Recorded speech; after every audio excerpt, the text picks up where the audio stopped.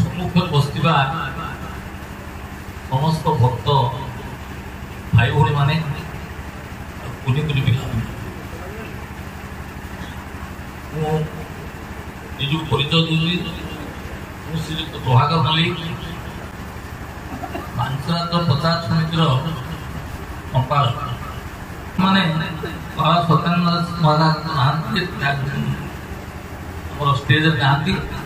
ସିଏ ଆମର ଅନୁଷ୍ଠାନର ଆମର ସଭାପତି ହେଲେ ମହନ୍ତ ମହାରାଜ, ଯେ ସିଂହଦ୍ୱାର ସାମ୍ନାରେ ମହନ୍ତ ରାମକୃଷ୍ଣ ଦାସ, ସେ ସଭାପତି ଅନୁଷ୍ଠାନ। ସତ୍ୟାନନ୍ଦ ଦାସ ମହାରାଜ ହେଉଛନ୍ତି ଏ ଅନୁଷ୍ଠାନର ଉପସଭାପତି। ତାଙ୍କ ଦ୍ୱାରା ଆମେ ବର୍ତ୍ତମାନ ଭାରତବର୍ଷରେ ସବୁଆଡ଼େ ସ୍କନ୍ଦ ପୁରାଣ ଆଲୋଚନା କରୁଛୁ ଏବଂ ମହାପ୍ରଭୁଙ୍କ ବିଷୟରେ ଆମର ପ୍ରଚାର ପ୍ରସାର କାର୍ଯ୍ୟକ୍ରମ ଚାଲିଛି। ଭାରତବର୍ଷରେ ଓଡ଼ିଶାରେ ଏବଂ ଭାରତବର୍ଷରେ ଏକମାତ୍ର ଏଇ ଗୋଟିଏ ଅନୁଷ୍ଠାନ, ଯେଉଁ ଅନୁଷ୍ଠାନ କେବଳ ମହାପ୍ରଭୁ କେମିତି ଆସିଲେ ମହାପ୍ରଭୁଙ୍କର ପ୍ରଚାର ପ୍ରସାର କାର୍ଯ୍ୟକ୍ରମରେ ଆମମାନେ ପୁରା ଏଇ କାମ କରୁ। ଆମେ ଚାରିଧାମ ସାରିଛୁ ଏବଂ ଭାରତବର୍ଷର ବିଶିଷ୍ଟ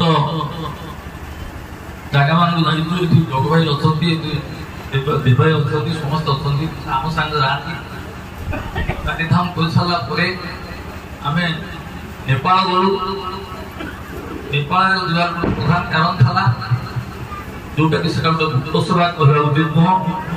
ମହାପ୍ରଭୁଙ୍କର କିଛି ଜିନିଷ ନେପାଳ ରାଜାଙ୍କୁ ଆସେ, ଯୋଉଟା ଆମ ମାଧ୍ୟମରେ ଆସିଥିଲା, ସେଟା ହେଲା କସ୍ତୁରୀ। ଆମର ଓଡ଼ିଶାର ବିଭିନ୍ନ ପ୍ରାନ୍ତରୁ ଯୋଉ ଭକ୍ତ ଭାଇ ଭଉଣୀମାନେ ଯାଆନ୍ତି, ନିରାପଟ୍ଟା ଗୋଟେ ନିଆରା, କାରଣ ସେମାନେ ଏତେ ଭଦ୍ର, ଭାଇ ଭଉଣୀମାନେ ଏତେ ଭଦ୍ର, ଏତେ ଭକ୍ତ, ତାଙ୍କ ଦ୍ୱାରା ଆମର ଅସୁବିଧା ଥାଏ। ଜୟ ଜଗନ୍ନାଥ। ପୂଜ୍ୟ ବ୍ୟାସାସନ ଥିବା ବାବା ନମସ୍କାର, ନମସ୍କାର। ଭଗବତ ପ୍ରେମୀ ଭକ୍ତ ବୃନ୍ଦଙ୍କ ପାଖରେ ମୋର ନମସ୍କାର। ଆମର এই জগন্নাথ শ্রী জগন্নাথ পঞ্চাୟତ ପ୍ରଚାର ସମିତି ତରଫରୁ ଆମେ ବିଭିନ୍ନ ଜାଗାରେ ଯାଇକିରି ଶ୍ରୀ ଜଗନ୍ନାଥଙ୍କର ପାଞ୍ଚରାତ୍ର କାର୍ଯ୍ୟକ୍ରମ କରୁଛୁ। ଏ ଭିତରେ ଆମେ ଚାରିଧାମ ସାରି ଦେଇଛୁ। ଏବେ ନେପାଳ ଯାଇଛୁ, ଉଜ୍ଜୟନ ଯାଇଛୁ, ଏବେ ଜୁନ୍ ମାସରେ ଆମେ ଯାଇଥିଲୁ ହରିଦ୍ୱାର, ତା ଆଗରୁ ଯାଇଥିଲୁ ମାୟାପୁର। ଏମିତି ବିଭିନ୍ନ ଜାଗାରେ ଆମେ ସବୁ ଜଗନ୍ନାଥଙ୍କର ପାଞ୍ଚରାତ୍ର କାର୍ଯ୍ୟକ୍ରମ କରୁଛୁ। ଏବେ ଆମେ ଜାନୁଆରୀ ମାସରେ ଜାନୁଆରୀ 4ରୁ ଜାନୁଆରୀ 8 ଅଯୋଧ୍ୟାରେ ଆମେ ପଢିବାକୁ ଯାଉଛୁ ଯେ ଶ୍ରୀ ଜଗନ୍ନାଥଙ୍କ ପାଞ୍ଚରାତ୍ର। ତେଣୁ ଏଥିରେ ବାବା ସତ୍ୟାନନ୍ଦ ଦାସ ମହାରାଜ ପ୍ରବଚନ ଦେବେ, ପୌରୋହିତ୍ୟ କରିବେ ଆମର ରାଧାବଲ୍ଲଭ ମଠ ପୁରୀ ବାବା ମହନ୍ତ ରାମକୃଷ୍ଣ ଦାସ ମହାରାଜ। ଆମେ ସେଇଟାକୁ ନଜରରେ ରଖି ଅଯୋଧ୍ୟାରେ କାର୍ଯ୍ୟକ୍ରମଟା କରିବାକୁ ଯାଉଛୁ।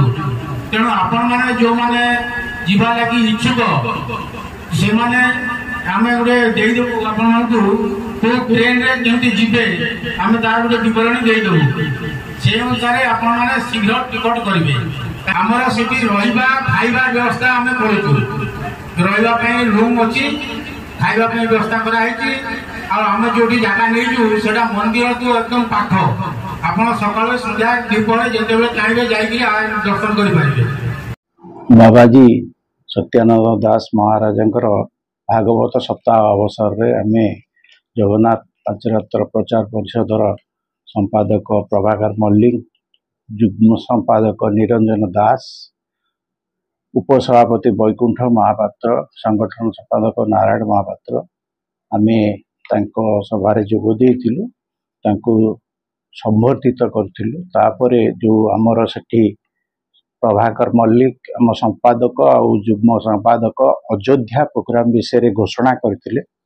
3 ତାରିଖରୁ ଆରମ୍ଭ ହେଇକି 10 ତାରିଖରେ ଆପଣ ଫେରିବେ। 4ରୁ 9 ଯାଏଁ ସେଠି କାର୍ଯ୍ୟକ୍ରମ ହବ। ତାପରେ ପରେ ଆମର ଫାଉଣ୍ଡେସନ ଡେ ପ୍ରତିଷ୍ଠା ଦିବସ ପାଳନ କରିବାକୁ ଯୋଜନା ରହିଲା, ସେଟାକୁ ବି ଘୋଷଣା କରାଯାଇଥିଲା। ସେଥିରେ ପ୍ରାୟ ଓଡ଼ିଶାର ପ୍ରତ୍ୟେକ ଅନୁଷ୍ଠାନ ଜଗନ୍ନାଥ ପ୍ରେମୀ ଯେଉଁମାନେ ଭାଗ ଦେବେ ସେମାନଙ୍କୁ ଡକାଯିବ। ସେମାନଙ୍କୁ ଆଣି ଗୋଟେ ଭାବ ବିନିମୟ କରାଯିବାର ସ୍ଥିର କରାଯାଇଛି।